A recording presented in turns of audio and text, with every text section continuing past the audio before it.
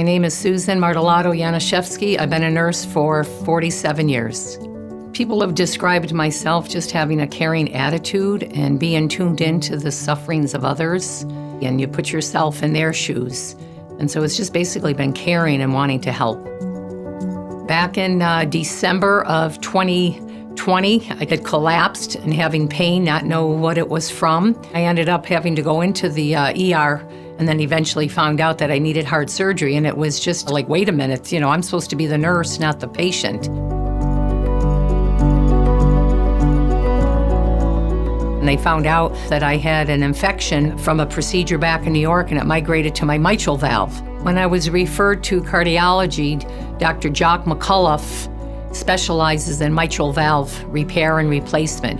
And he was able to repair the leaky valve, and the cardiac team that took care of me was phenomenal.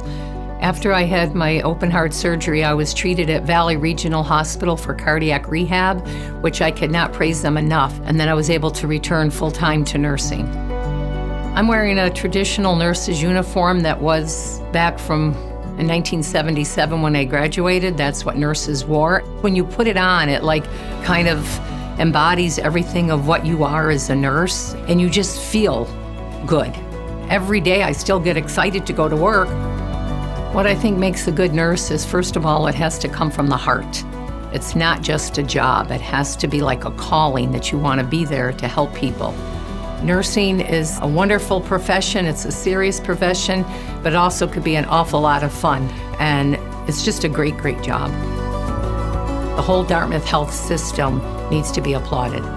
They looked at me as a person, not just like as a number or as a room number. Whether it was the doctors, the nurses, dietary, housekeeping, everybody all worked together as a team, and they just took wonderful care of me for the time that I was there.